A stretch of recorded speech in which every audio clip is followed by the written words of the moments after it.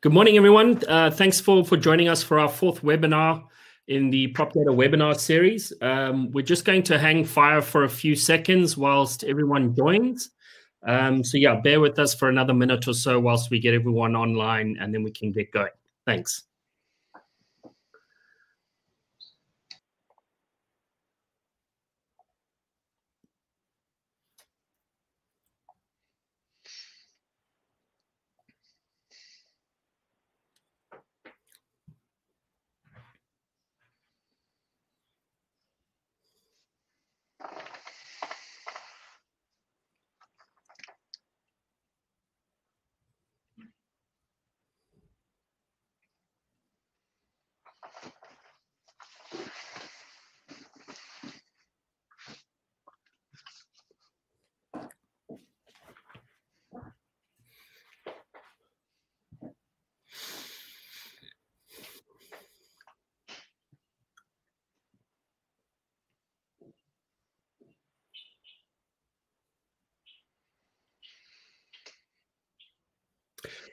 Okay, good morning, everyone. I think we'll get going now. We're trying to keep this to an hour, so there's a lot to cover today, some very insightful pieces that we want to run through. So hopefully those of you who are going to be joining can join and we can get going. Like I said, welcome to Prop Data's fourth webinar. We started the series for ongoing community building and knowledge sharing within the industry, and obviously to educate all of real estate professionals in the market. If this might be your first webinar for those audience members, just a bit of history about Prop Data and our background. We're obviously an online marketing and software development company specializing in real estate marketing and PropSec solutions. We've been around since 1999, and we've assisted hundreds of leading real estate companies to launch, grow, and maintain a successful presence online.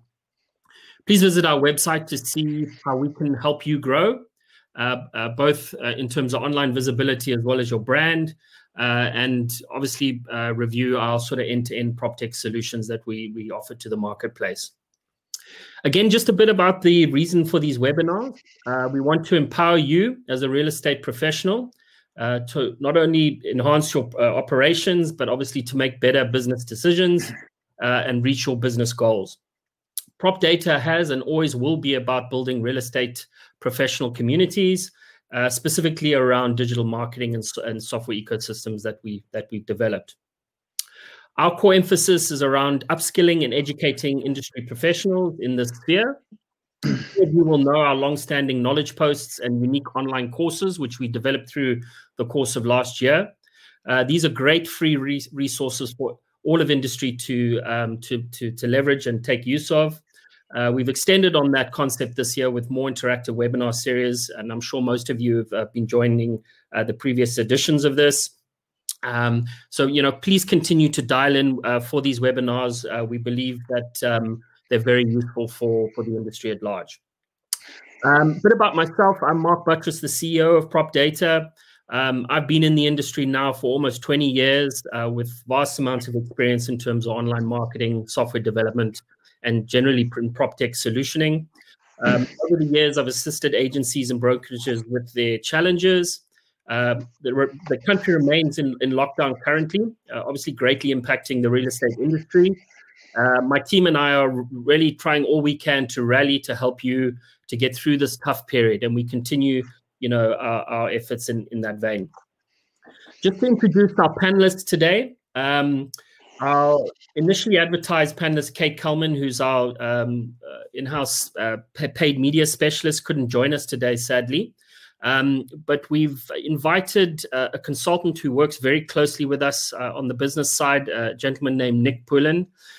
He really helps us on the finance and data analytics side of our business, as well as with many business strategy pieces that we look at on an ongoing basis. So good morning, Nick, and welcome, and thanks for joining us today. Yeah, thanks, Mark, and hi to all the participants. I look forward to it. Thanks, Nick. Just for everyone's benefit, Nick really helped us with the structure of this survey. He's got a lot of experience in conceiving a lot of these types of things. So he was really instrumental in us putting this survey and conducting adopting it in a timeless fashion. We've also got Janice Naidu on the line. Janice is our social media manager. She helps real estate agencies and brokerages kickstart and build their presence on these platforms. Today, we're going to run through a little piece towards the end of the webinar where Janice is going to help, just review more specifically about Facebook content and the services we offer there. And she's going to give us a whole lot of tips and tricks on some of the service pieces that we can deliver for our clients on that front.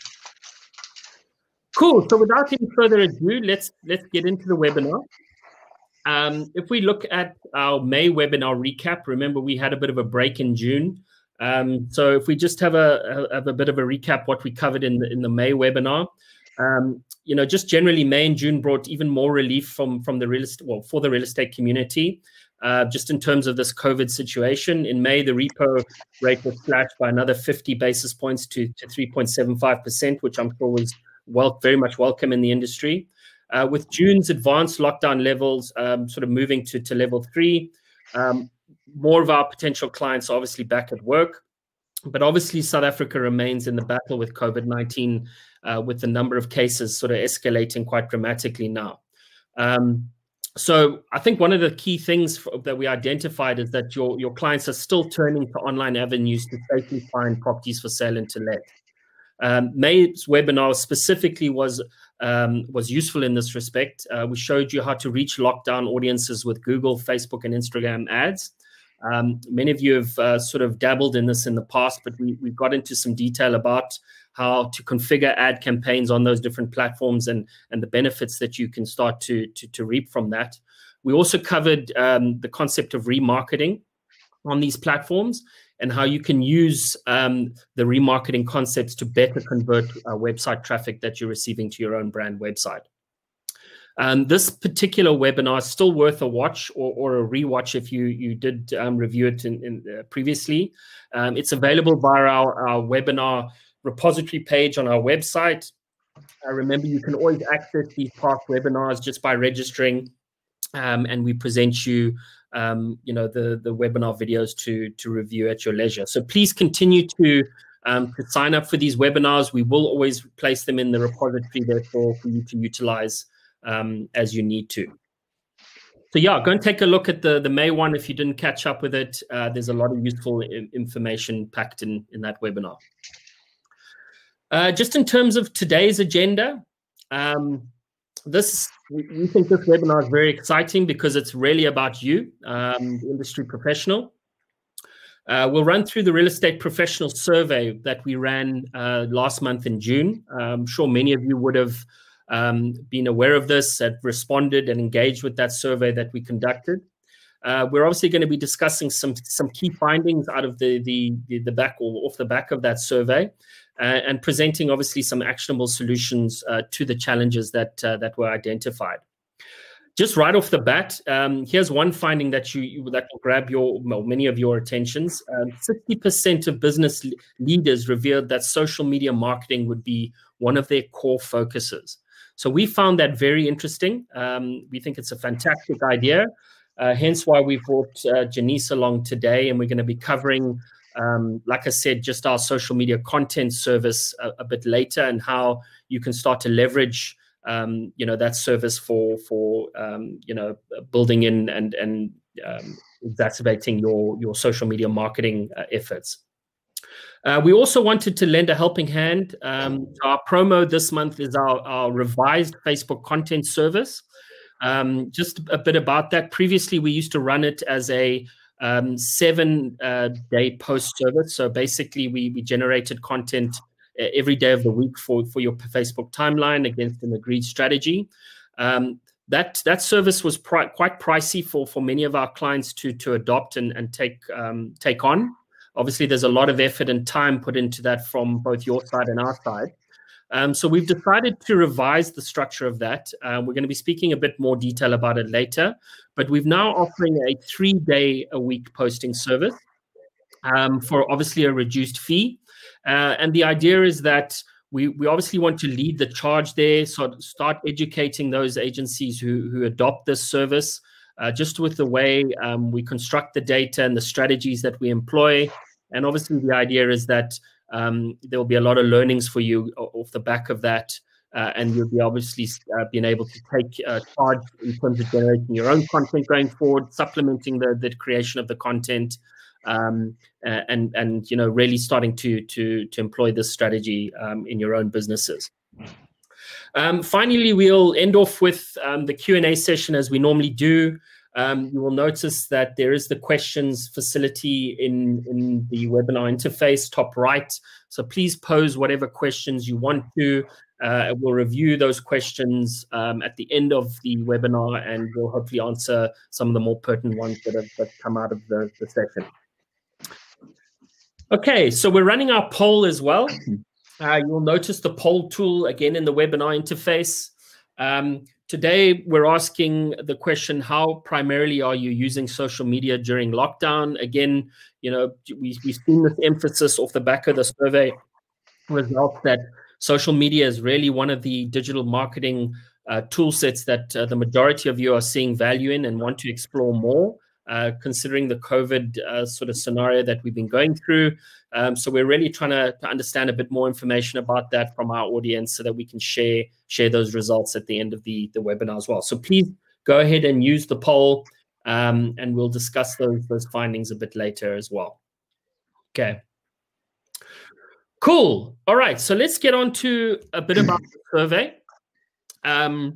So I'll cover a few points, and then I want to introduce Nick just to maybe emphasize a bit more about the structure and the strategy that we sort of constructed or behind the survey and some of the things we were trying to achieve.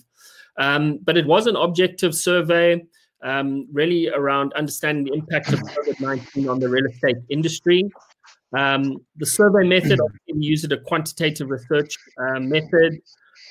There were 945 respondents to the survey, and we ran this survey between the period of the 4th to the 12th of June. That's last month. So yeah, Nick, I wonder if I can bring you in at this point and Sure. maybe just elaborate a bit more on the structure and the segmentation that we're using behind the survey. Sure. Yeah, I think surveys are such an interesting way to engage with the community. But I think, unfortunately, many of us have probably experienced it, but surveys are a lot easier to complete from the user side, and far more difficult to actually design so that you're getting really good, meaningful insights out, and not just at risk of going down the rabbit hole of garbage in and garbage out. So yeah, we spent quite a fair amount of time just working with the team, understanding what are the deemed insights that we think are going to be relevant, but then also providing enough scope and bandwidth for the survey respondents to really have their voice clearly articulated. So yeah, just some of the more finer details. You'll see there's 945 respondents. Now, obviously, that's a subset of everyone that the survey was distributed to, and that distribution. Obviously, we'd have a much smaller subset that was a click-through and completion rates. But suffice to say, based on our sample size and the total population, the survey actually presents statistically significant results, and that's if you were did stats at school or at varsity, that's at the 95% confidence interval. So yeah, it just means that we can draw meaningful inference on the larger population of real estate professionals based on the survey, which is really encouraging. And just to highlight what you would have seen in the results, if you've seen the results of the survey, we obviously have done a broad segmentation, which was separating the business owner or principal from the real estate professional. So of that 945, we had a subset of 182 business owners or principals. Essentially, business leaders are how we framed them. That's the persona in the results. And then just to support what Mark kind of highlighted at the start, was when we looked at providing the generate and developing the survey, we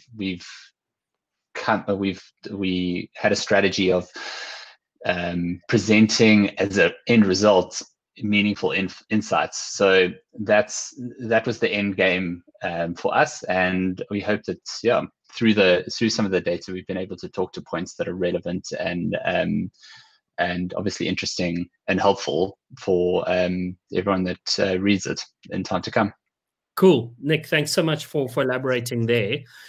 Just to let everyone know as well, we've actually prepared quite a detailed report off the back of these findings. So obviously a lot of that detail will be covering, or the high-level elements we'll be covering in today's webinar, but we've actually produced a formal report document where we go into a lot more finite detail around some of the findings and obviously the insights and the actionable takeaways off of those insights. So we will be distributing that report a bit later this week. Obviously, everyone signed up to the webinar will get a copy of that. We will also make it available via the webinar history page on our website. So it'll be a downloadable report document there that you can access if you go and review the webinar at a later stage. So please take the time to access that and read it. We think there's a hell of a lot of useful information for business owners as well as agents that can really guide you in terms of navigating this COVID-19 period. So cool, let's move along. We want to get straight into some of the insights then. And I think the first two slides in terms of insights are positives, and I think that's a great way to start. The first one here is generally we're finding that real estate found a way to stay in business, which I think is the critical thing. Obviously, the whole COVID lockdown period had a dramatic effect on real estate businesses. But I think just generally from the feedback we received, most of you seem to have stayed afloat.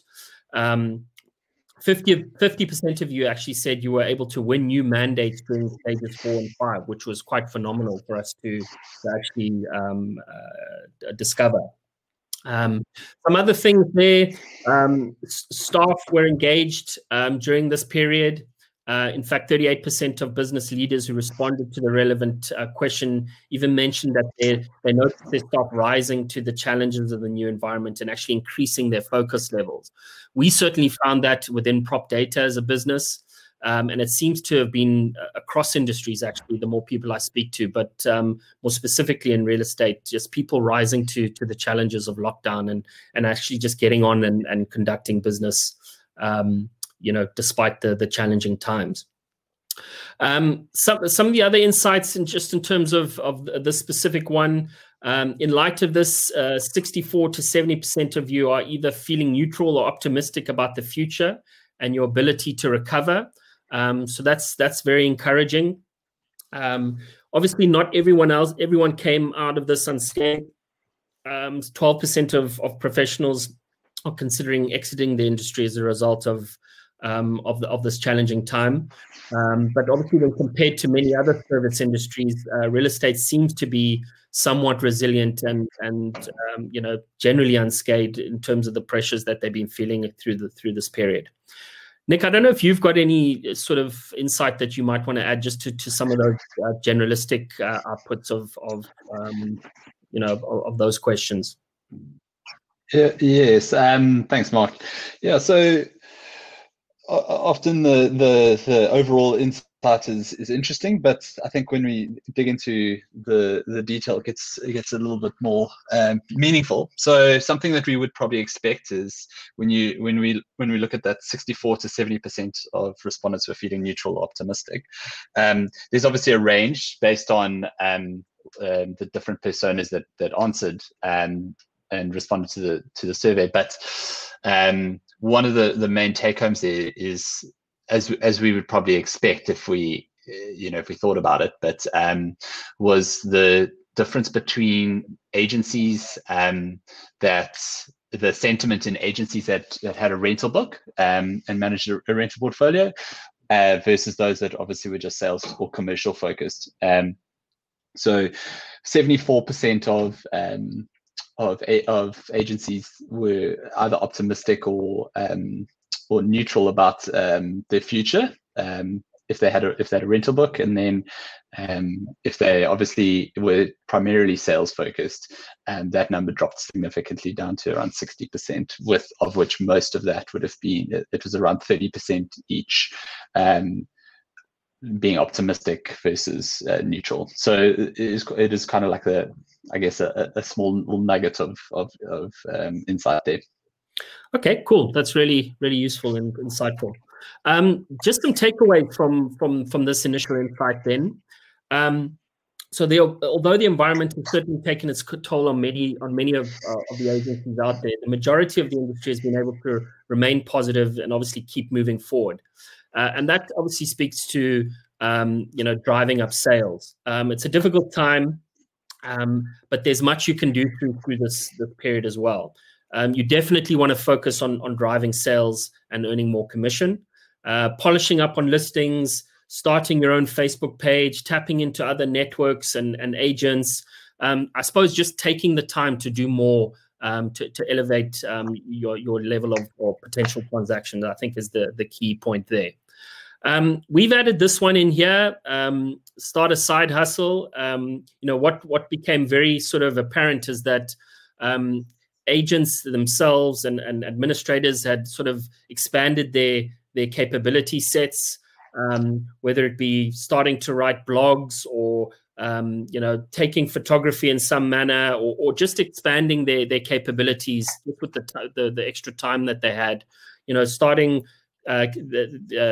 useful opportunities that could contribute to their own being and their agency's being. So I think that's just another takeaway. Use the time wisely, use it to upskill yourself, and then see how you can use those skill sets to better both your business as well as your capabilities within the marketplace in general. Another one is just using the time to do and educate yourself. Online courses. We discussed this in previous webinars around agents taking the time out to upskill themselves, doing our course, reading our knowledge articles. We also mentioned in previous webinars about HubSpot, which is our preferred CRM integration tool set, and how they have an academy which talks about inbound marketing and sales and customer service training. So we've in the past encouraged people to take that academy course. It's free to do, and you can access it via HubSpot's website. There's also Udemy courses which cover many different topics which are helpful in the real estate space. So Udemy is another great resource online that you can start to leverage just in terms of upskilling yourself.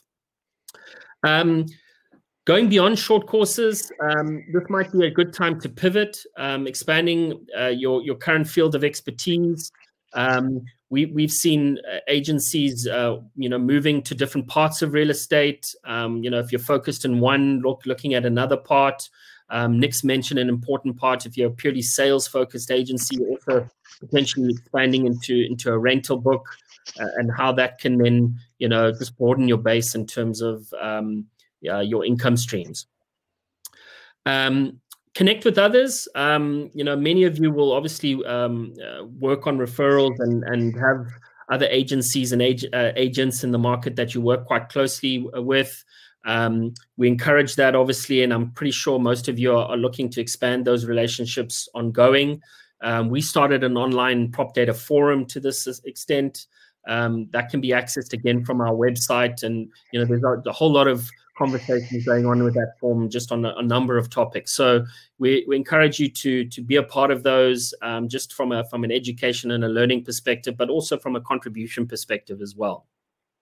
Nick, yeah, I don't know if you've got any insight or value you add to some of those points. No, I think you've covered most of it. Thanks, Mark. Okay, cool. All right, so insight 2, you spotted unique customer opportunities. Okay. So yeah, you didn't let COVID-19 pressures overwhelm you. In fact, many of you spotted unique customer opportunities. 40%, 42% of real estate professionals spotted sellers looking to sell due to financial pressure, and not to current tough economic conditions. 74% of you spotted higher than normal first-time buyer activity, especially with investors and repeat buyers in their markets, which was quite interesting. We delve into quite a bit of that in the actual more detailed report that we put together. 55% of real estate business owners notice buyers looking for good deals, or buyers specifically encouraged by low interest rates. So that's obviously a prominent theme that's come through with the extended repo rate cuts. 47% of real estate professionals identified the 1 million to 3 million market segment to be most active during the lockdown period. So that's obviously quite a useful insight there as well. Yeah, Nick, I don't know if there was anything significant there, just from a statistical perspective. No, not really. Just I think the real interesting one is the segments that first time buyer activity, obviously being high, but then marrying that with affordability. So whilst it says that 47% of the respondents thought that the 1 to 3 million rand market segment would be most active, it wasn't. There was I think around a third, so around 33%. Identified the lower segments, so just under 1 million. So the concentration will definitely be sitting most likely probably from around 750 up through to probably around 2 million rand. And this is just one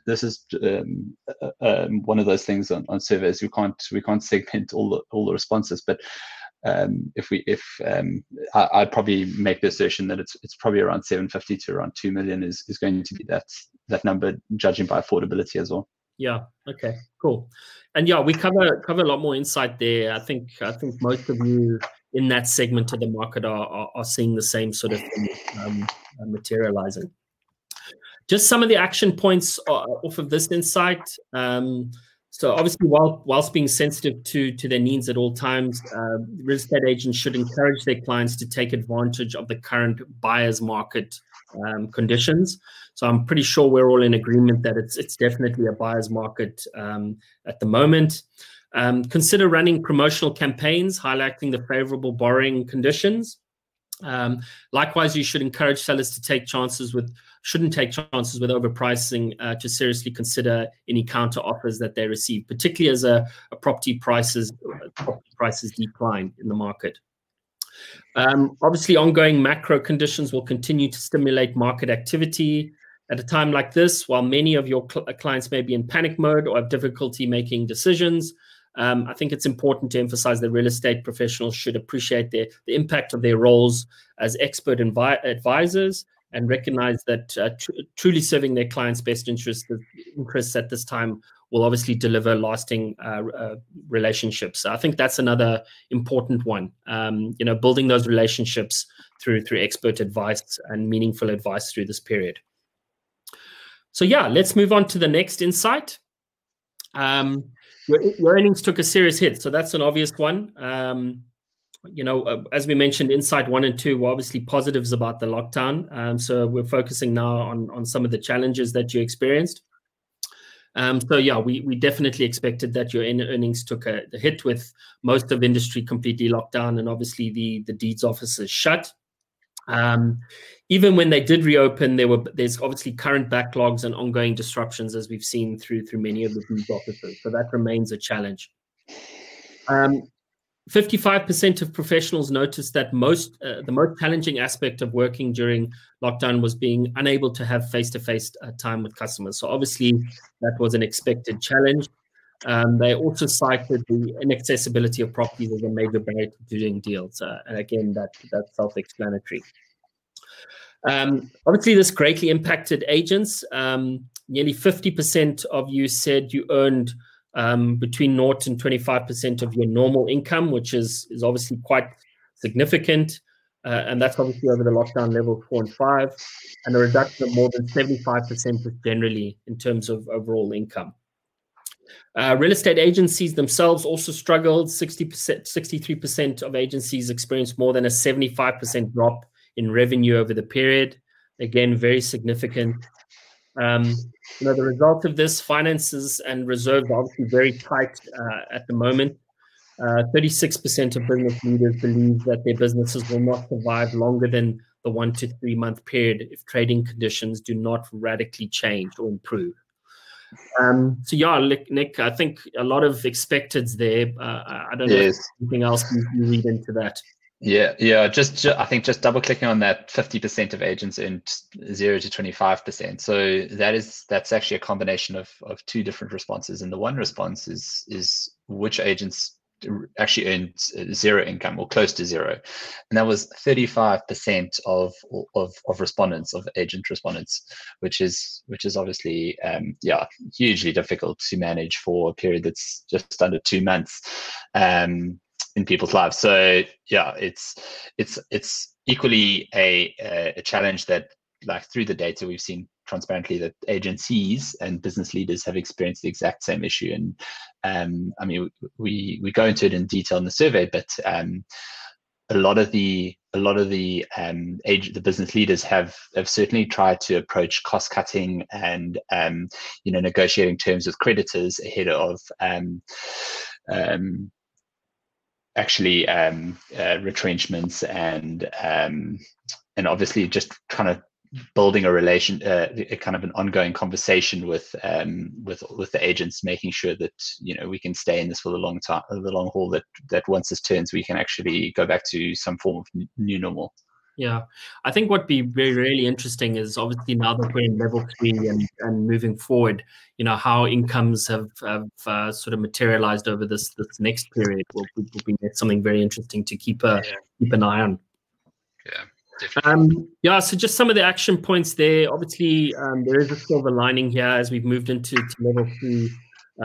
Most of the deeds offices have reopened, although we're fully aware that there's been a lot of disruption there with cases being sort of identified and deeds offices having to be open and shut and decontaminated on an ongoing basis. So that remains a very big challenge in terms of cash flow and getting deals concluded. One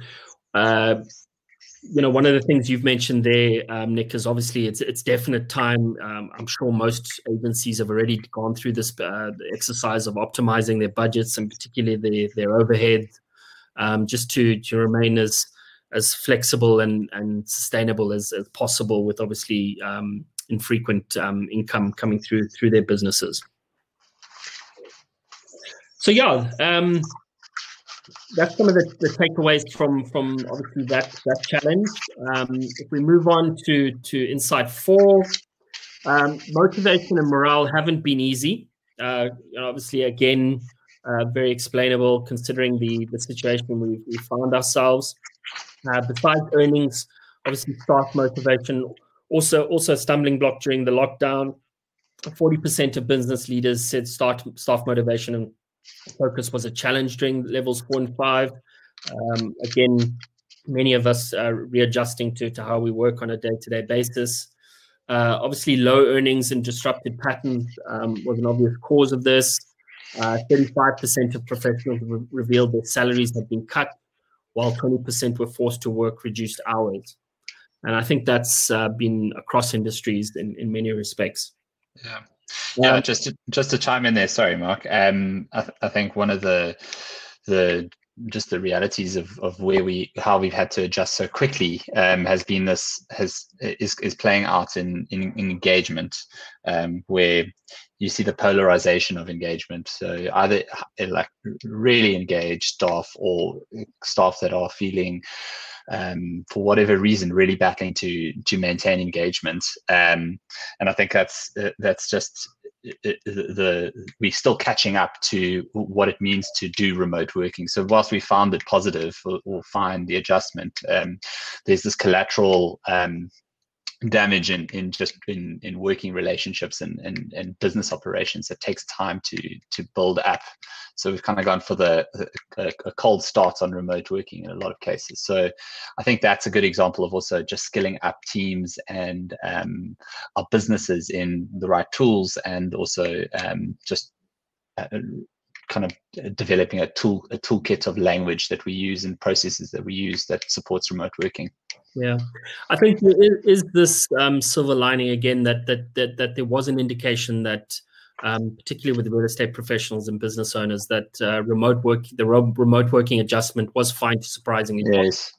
With certain instances showing quite positive results yes. in the remote environment that they now find themselves in. And Mark, just to add to that, nearly 1 in 5 of all the respondents kind of highlighted that they're already remote working. So yeah. it's probably, the industry as a whole is certainly further ahead on the curve when it comes to migrating towards remote work. Yeah, as we see it now. It's just action takeaways from this. Let's face it, COVID-19 hasn't been easy for staff. It's had a strong economic and health impact. So we're really encouraging business leaders to do whatever you can to support your staff during this difficult season. Things like providing incentives, recognizing high-performing staff, mentorship, emotional support where possible. So I think these are all, subliminal things, but that need to be said. So the other one, maintaining lines of communication. You should ensure you remain in constant communication with your employers. If there's challenges, bring it to their attention. There are so many digital platforms out there that you can use to stay connected, even in these unusual times. So you made mention there, Nick, of just getting the tool set in place that allows for ease of remote working and engagement, considering the scenario we find ourselves in.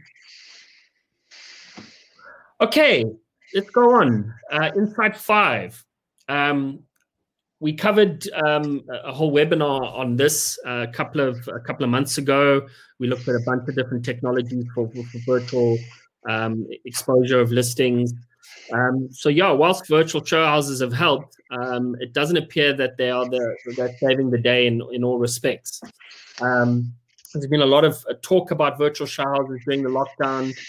We've got mixed reaction from our survey respondents. Virtual show houses have helped, but they're not, like I said, saving the day at the end. They're not the saving grace. Agents aren't yet sold. The majority of you did not hold virtual show houses or viewings over lockdown. For those of you who did, only 18% of real estate professionals believe that virtual show houses are an effective marketing tool. But agents still want to give it a try. What's interesting is that 37% of you said that they had not seriously considered them, which we found interesting. We found a large percentage, 49%, who said they would use virtual and 3D tours as part of their marketing during level 3. So that is obviously quite encouraging. The tools that were mainly indicated that were used, if they were used, were recorded video tours, video conferencing platforms like Zoom and Google Hangouts, as well as 360 and 3D walkthroughs like Macaport and iSpy 360, which is the platform we covered quite extensively in a previous webinar. Business owners are, however, considering to shift to these tools. 48% said virtual and 3D tours would be a key feature of their digital tool set going forward. Nick, I don't know if you've got any insight there. I think that paints probably a picture. I think a lot of what we're seeing here is just adjustment to what's required to get these virtual tours and digital pieces in place. A lot of them require either video material, professionally captured video material, or 360 images. So obviously that's an adjustment to the norm. And I suppose many agencies and real estate professionals are just trying to find the best way to facilitate that, considering the platforms that require it. Just some action takeaways here.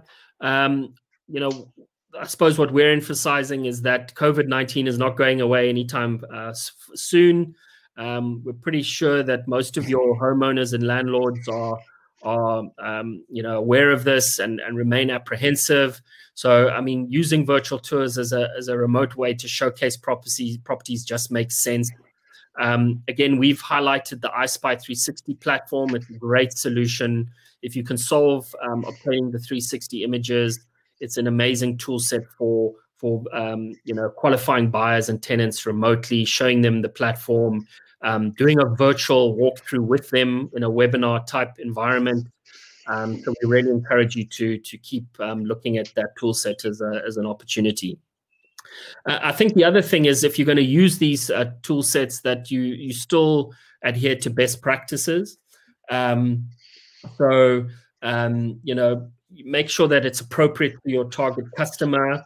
Adhere to best practices when it comes to staging of properties, lighting, et cetera, et cetera. So, the last thing you want to do is go and try and utilize these platforms and give a poor experience to your customer at the end of the day, or not the right experience. So be aware of all of those things. Cool. Let's move on to Insight 6. Again, coming back to remote working, there was a lot of positive feedback here. You really took remote working in your stride. So really, until the 1st of June, most of the real estate community was homebound. However, you adjusted well and took remote working in your stride, it would appear. Only 29% of real estate professionals found the transition to remote working very challenging. Only 33% of business leaders found the transition to remote working very challenging. 18% of both real estate professionals and business leaders were already working remotely prior to lockdown, which is the point you emphasized earlier, Nick.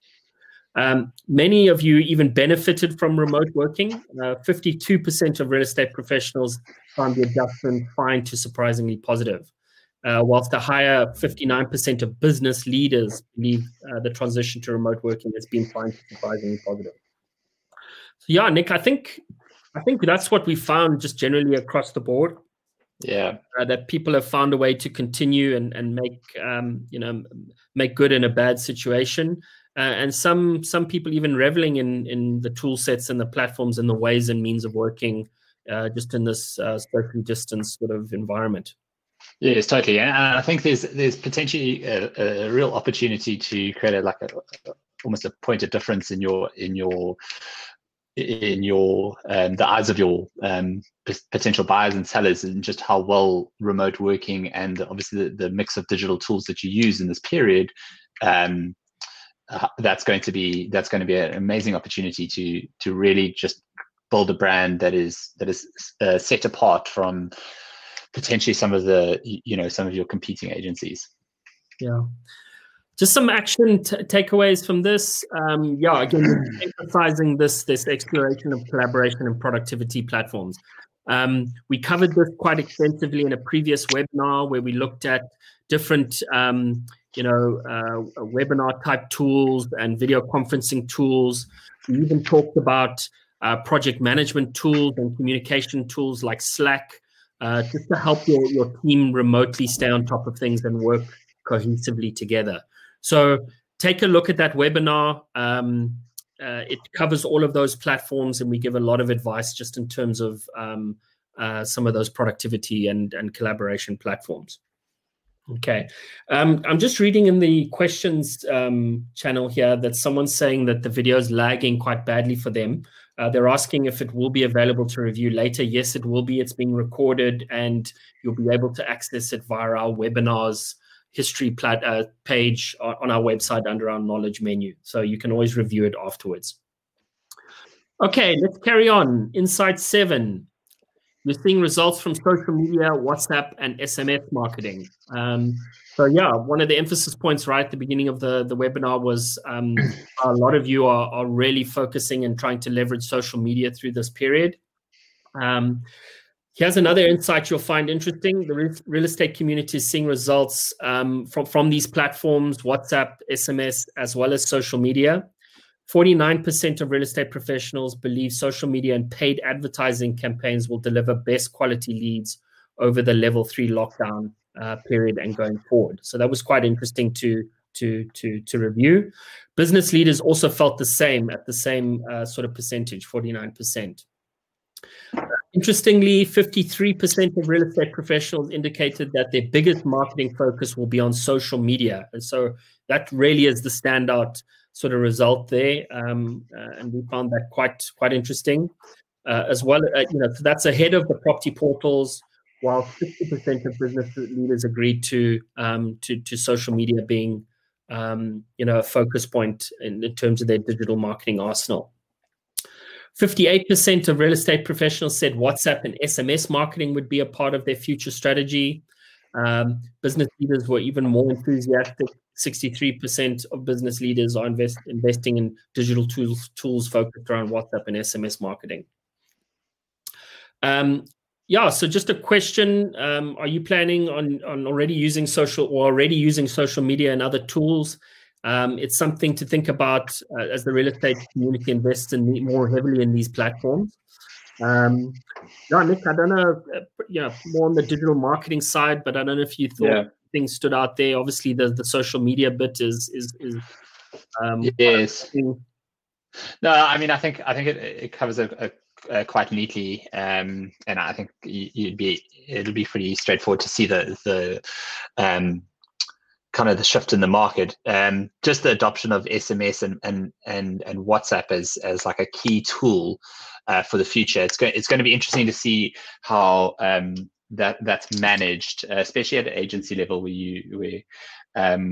you're going to need tools to be able to scale up that engagement rather than just rely on using the medium being WhatsApp or SMSs. You're going to need, if you don't already have it, and I'm sure many do, but those tools are just going to be so important to actually ensure that your team's able to scale that.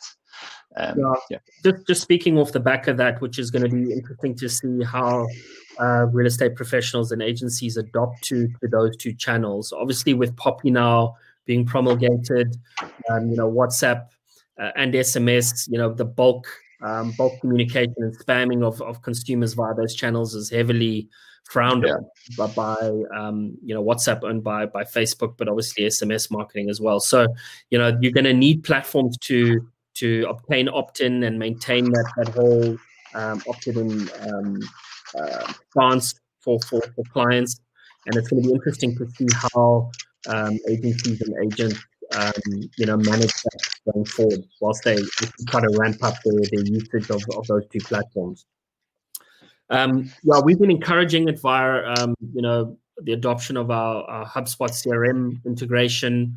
HubSpot facilitates both WhatsApp and SMS pieces in it, and there's obviously an opt-in process that's maintained and monitored through that database as well. Just some action points off of this. So harnessing social media to meet your customers where they are. Obviously, most consumers are also working at home and housebound much of the time. So social media, there's a lot more activity on social media, so it becomes a great platform to engage with them in terms of where they're surfing and consuming information. I suppose one of the emphasis points from our side is that you should explore both organic and paid social media marketing. Most of your social media platforms offer exciting ad formats to promote your listings and services, which come with obviously very, very highly tailored targeting capabilities. Remarketing comes into the mix there, but we must not forget about what we call organic social media marketing, which is really around posting useful and engaging content. And we're going to start to talk a bit about that when we engage with Janice a bit later. WhatsApp, it's South Africa's most popular messaging app. Obviously, it's free to use. You can embrace it and you'll reap the rewards. The first thing you can do is integrate its capabilities with your branded website. So Prop Data recently did this. For those of you who don't know who are Prop Data clients, you can activate the WhatsApp inquiry facility now. where clients can engage on any of your listings directly with the respective listing agent via WhatsApp. So if you haven't activated that feature, please go and do that. And clients will now be able to engage directly with agents via WhatsApp as opposed to email inquiries. Real estate agents should also consider developing area-specific communities and looking to selectively share listings or service offerings via such groups. So I'm sure most of you are aware of the broadcast groups that you can set up in WhatsApp.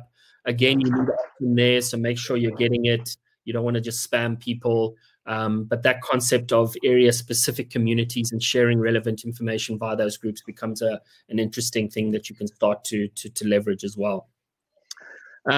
SMS, obviously, SMS has been around for many a year. It's obviously way more accessible. All phones can receive SMS messaging. We advise that you use, obviously, SMS best practices if you're going to leverage this channel. Start ensuring that you have the necessary customer opt-ins again, so that you're sensitive to customer privacy. Again, with people coming in, you want to make sure that you have all these options buttoned down. Obviously, make sure that your messages are well written and relevant and obviously useful at all times. The difference between adding value and spam is often timing and context. So just keep that in the back of your mind as well.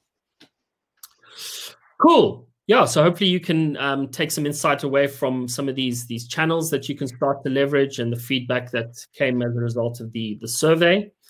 Just a reminder that the poll is running. So please, if you haven't answered there, please provide your feedback because we'll be reviewing that towards the end of the webinar itself.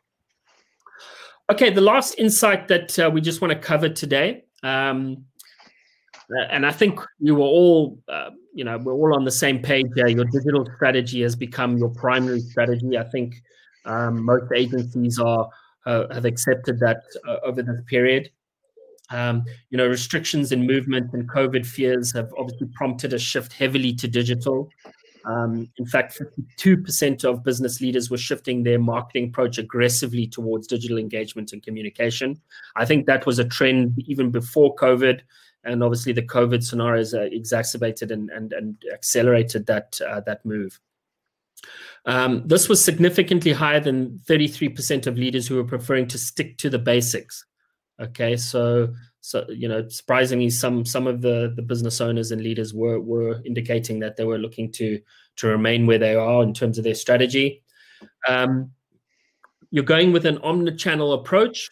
So besides social media and mobile marketing, 53% of business leaders will be turning to continuing to use property portals and classifieds as a channel. You're also seeing value in your own branded website, which was very encouraging for obviously Prop Data to hear. 44% of business leaders and 34% of agents and brokers are planning to leverage their brand website as a key part of their digital marketing strategy going forward. So yeah, Nick, those were quite some interesting insights that we picked up. Definitely, and just looping back onto the branded websites. When looking at the data with a relational lens, one of the insights that you can glean is that the branded website is almost the cornerstone of the linchpin in the digital marketing strategy. Even though portals form a really big component of how we market and generate leads, without the branded website, it makes your ability to create organic leads and really access different areas through kind of either Google AdWords or any form of digital marketing and presence. It makes it very difficult. So still the cornerstone, and I think something that is probably only going to grow if done well by the broader community. Yeah, and I think that speaks to not necessarily a buyer and tenant sort of lead generation, but more importantly, homeowner marketing in terms of yes. Mandates and listing properties. And yes. without a really well presented brand website, you're really going to struggle in this remote scenario to engage with homeowners and promote your service offering in the best light. Yeah. It's just some action takeaways from this. Yeah, so real estate businesses that are digital forward are the ones that will continue to survive, we believe. If you're able to embrace digital tools, you'll be positioned to grow your market share. Now is the time to obviously develop a deliberate digital strategy that will maximize the prospects of your business. Start your digital strategy with your brand website in mind. I think, again, we've covered in previous webinars how your brand website is really the cornerstone of all your digital marketing efforts. After all, it conveys your value proposition to your customers better than anything else, and it represents a catchment zone for a host of digital channels, including organic search, which is obviously being found by the search engines, paid search marketing, which you mentioned there, Nick, social media marketing, email marketing, e-signatures, property alerts, and more. Many of these channels don't cost you a cent to derive benefit from. So yeah, I think there's some really valuable insight there. Since you're also focusing on property portals, ensure you're taking full advantage of their functionality. Since your listings are always competing against other listings, it's important to be strategic. Consider you're using paid features. I'm sure most of you obviously explored and utilize those to get your listings to the top of the pile. Also spend extra time making sure your listings shine in a crowded environment. If you're a prop data customer, you'll know that when we enable seamless syndication to over 15 of our syndication classified and portal websites, you'll have options at your fingertips to expand your digital footprint in terms of your listings. If you find the prospect of digital intimidating or digital marketing intimidating, we're just really considering using a trusted partner through this time. Prop Data here, we're experts at this. Please reach out to us. We've got professionals ready to engage with you to assist you down this journey. So yeah, those are the key insights that we wanted to cover. Nick, I don't know if there was anything else you wanted to add when we talk more social media marketing. No, I think that's all from my side. Just to reiterate again for everyone, we are going to be distributing this more detailed report that we've generated. It's quite a lengthy report where we go into a lot more finite detail around these insights and some of the actual takeaways. So we will be emailing that to everyone, and we will make it available with this webinar on our website. Okay, thanks, Nick. That was really useful, and thanks for your contribution there. So yeah, we want to talk more specifically social media marketing. Just off the back of some of the insights that we've been reviewing, it became very apparent that social media was definitely a channel that both agents and agency leaders were looking to leverage more going forward. So yeah, I'd like to introduce Janice, who's our social media community manager. Janice, how are you doing?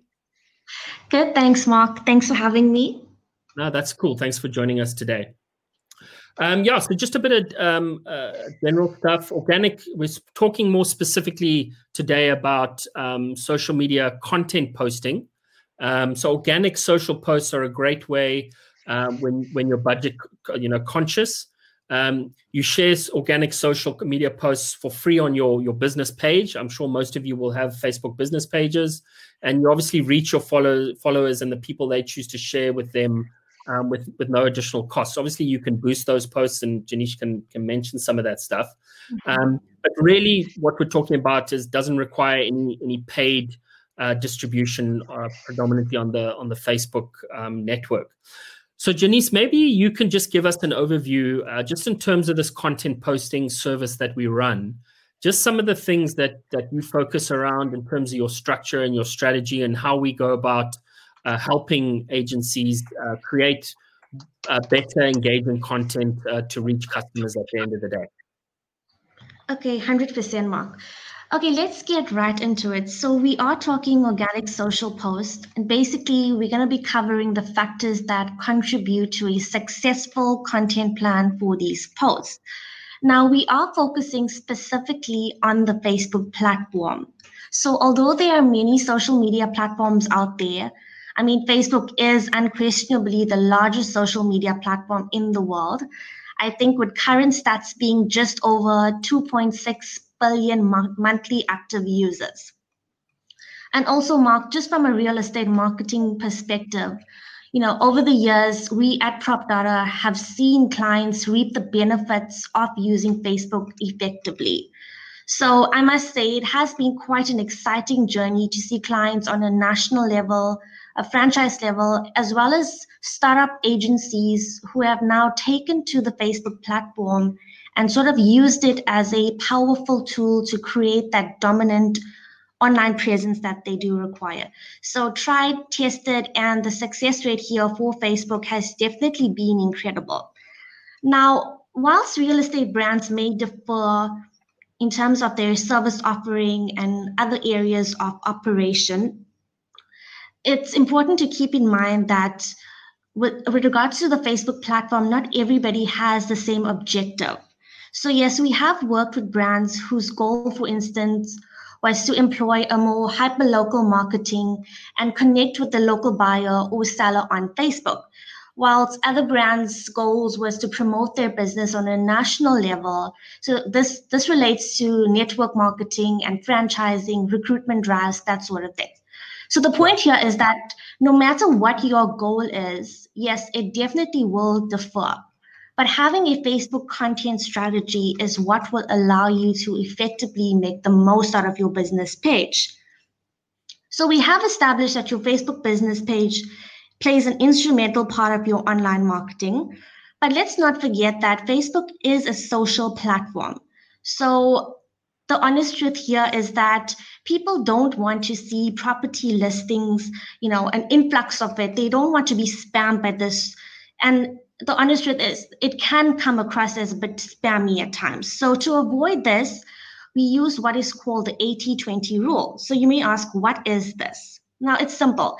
80% of your content should be customer focused. So this is content that interests your audience and kind of keeps them engaged. Now, examples of this type of content can be focused on area-specific news, tips, area profiles, trends, and so on. So this will in turn also display your passion and knowledge as an area specialist. And Mark, I think you can agree with me on this one. I mean, over the years, we've seen how this type of content can instantly personify a brand and help a relationship with the audience. Yeah, so we've seen a lot of examples of this, Janice, with various customers that we've worked with. But I think one of the points that I want to emphasize, and I think even with today's audience, I think a lot of them, if they were honest with themselves, they would own up to this one.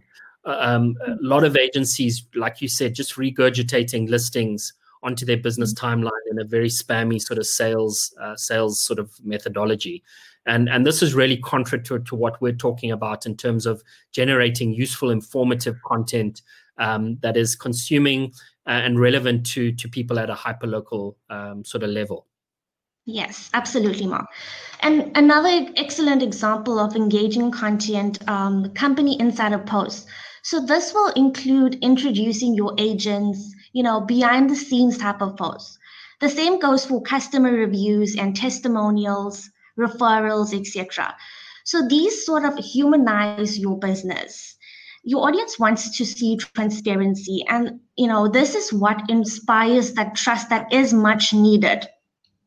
So you must remember that most of the services that you do offer, often if it's a home buying or selling process, it is a bit of an emotional journey and it does require trust. I mean, your clients are now trusting you with their most valued asset, their home. So these type of posts, they promote authenticity and they help you establish your tone of voice on Facebook. So it's very important to take away that having a distinct voice symbolizes integrity as well as trustworthiness, which every real estate brand definitely needs to have. So we've covered the 80% of your customer-focused content, and then moving along quickly, the other 20% of your content should be centered on your business. So you can create content that promotes your business directly and the services that you do offer. Now, so basically this does cover your content strategy, and we have established that this is very, vital. So this should connect you with your community even in tough times. So present times, for example, Mark, we are faced with a global pandemic. So this can work in your favor. Having a solid social media presence is what can distinguish your brand and sort of set you aside from the rest of the pack. Yeah, definitely. So basically that is posting your best content, and we've covered what's required for putting together a good Facebook content strategy. Because remember, your Facebook page is a reflection of your brand, just like your real estate website. So moving along onto Facebook and the post formats. Facebook does have many post formats that you can choose from. So you can definitely keep things as interesting as possible. You can use Facebook stories, slideshows, carousels, videos, etc. The list goes on. And then adding relevant hashtags to your post. I know this can come across as a bit confusing. I mean, not everybody knows what to hashtag, but this is really simple. You can start by adding a few that logically link to your real estate business specifically. So this in the form of geographic specific tags. So hashtag Cape Town property, for example. And then listing specific tags. This would be hashtag featured listing or hashtag rental of the week. And I'm sure many of us have seen this on Facebook. And then image specific tags, this would relate to your DIY posts, hashtag deco, hashtag DIY, that sort of thing. Yeah. And then moving along into tagging people, pages, and groups. So if you've posted a client testimonial or a partnership with another company, I think a smart move here would be to tag them, because this gives your post a boost from their page as well as group followers. So this is really good in terms of organic, reaching a wider audience with organic posting. And then the sharing part. Now, we've all heard of this at some point. Sharing is caring. So if there are relevant communities or groups that would benefit from your post on Facebook, you can share it there, and you can definitely reach a further audience on that platform. So we pretty much have covered the importance of a compelling content strategy and, the steps to get the most out of your organic posts and extend your reach on Facebook, more importantly. So on that note, our marketing team will also be uploading knowledge articles on these topics in more details. So please do check out our blog for upcoming content. And if you're as excited and passionate about social media posts as I am, then this month's promo is sure to grab your attention, but Mark will let you know more on that. Okay, cool. Thanks very much, Janice. That was very insightful. So yeah, just off the back of that, as I mentioned earlier in the webinar, we've come up with a new Facebook posting service. By the way, sorry, I forgot to start the poll. So now I've done that. Please, if you could all post your answers there so we can review that a bit later. My apologies. Okay, so just back to the Facebook service, posting service that we've created. As I mentioned previously, we used to offer this as a 7-day post creation service. We've discussed the importance of consistency of posting on your timeline to engage your audience, and we were really quite specific about this. Obviously, that service came with quite a lot of effort on our side, both from a content creation and a strategy perspective. You can imagine to create 7 posts every week of the month, sorry, was quite an undertaking. So it keeps Janice very, very busy with the clients she does work with that kind of service. But we found that the price point was just out of the reach of many of our clients. So we decided to come up with this 3 posts a week service. So reduced amount of posts, obviously, but obviously with a radically reduced amount monetary sort of contribution required. And like I said, with the real emphasis point here is to get you hooked on our methodology around posting, the different formats of posting, the strategy behind posting, and Janice is kind of giving you some insight to how we approach this. And I'm pretty sure most of you will agree that there's a lot of insightful pieces around how we approach it. So as I mentioned, we really want to get you on board, lead you down the road of really creating great organic content for your Facebook timeline. And hopefully you can then, as an agency, start to learn off of our approach and start to, you know, adopt this internally within your businesses, and at some point, obviously take over the capability directly yourselves. It's very important to emphasize, and Janice, maybe you can jump in again. Consistency is king when it comes to posting on social media, because, you know, we know a lot of you will post maybe once or twice a month, and the rest will be just regurgitating listings or shared news articles from other websites or Facebook pages. But really, consistency is what it's about if you really want to, you know, to grab the attention of your audience. So Janice, maybe you can just chat a bit more about consistency and how important it really is. Absolutely, Mark. Consistency is definitely king, especially as we've mentioned, you know, creating a compelling Facebook content strategy will kind of assist with that consistency, because remember, you want your post to be engaging, you want it to be consistent, and most importantly, relevant. So in order for you to be on the news feeds of your potential clients, your existing clients, and, you know, your network, you want to be consistent and you want your brand to kind of be out there. Posting just once a week is simply just not enough.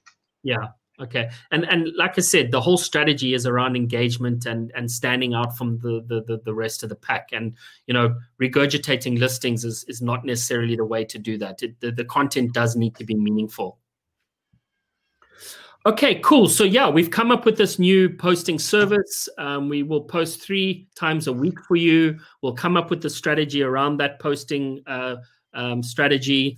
And again, it's a way of getting you into this more holistically, leading you down a path to where you hopefully could take over the service, or have us continually supplement over a period of time for you.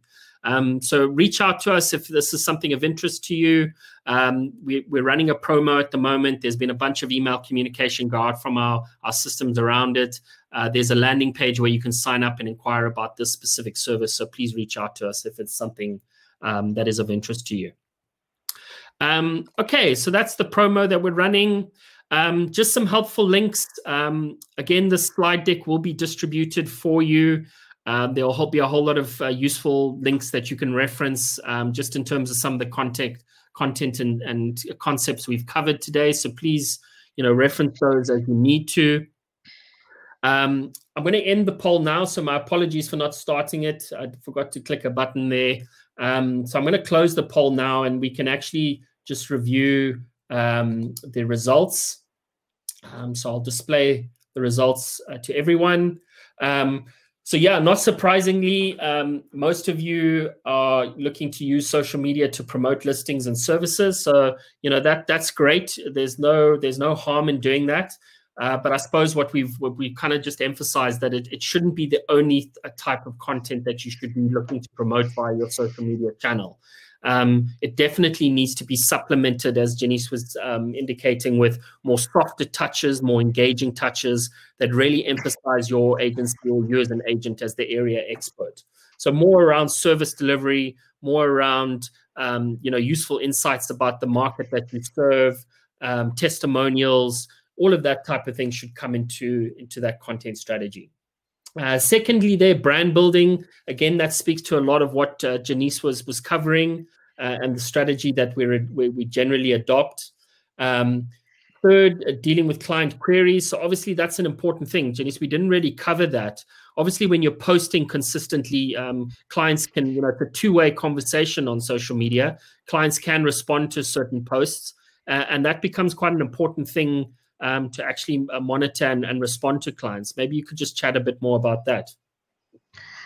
Yeah, so community management plays a really important part of your, managing your Facebook page. So like I said, you want to create that voice on Facebook, and the days of one-on-one conversation, it's over. Facebook now allows you to kind of, because your brand is now personified, you are targeting a specific audience. So this is going to help you start that conversation. You know, there's a two-way street going on here, and a lot of this is the time to now think of engaging and think of how you're going to be responding to your client queries. You don't want to come across as just, you know, just responding for the sake of it. You want to be as professional as possible, but at the same time, you also want to be engaging with them.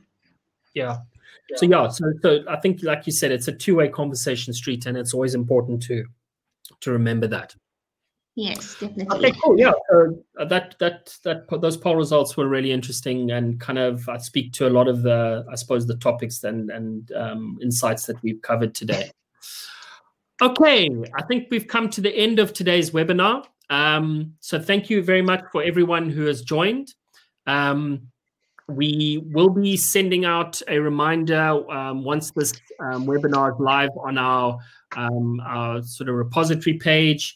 And like I said, we will be distributing that more detailed survey results report, which I'm sure will be a lot of interesting reading for everyone. Thanks to Nick and Janice for joining today. Thanks very much for your input. Really appreciate it. And yeah, we look forward to meeting you all again on the next webinar. So thank you very much for attending, and we will chat to you soon. Thank you very much.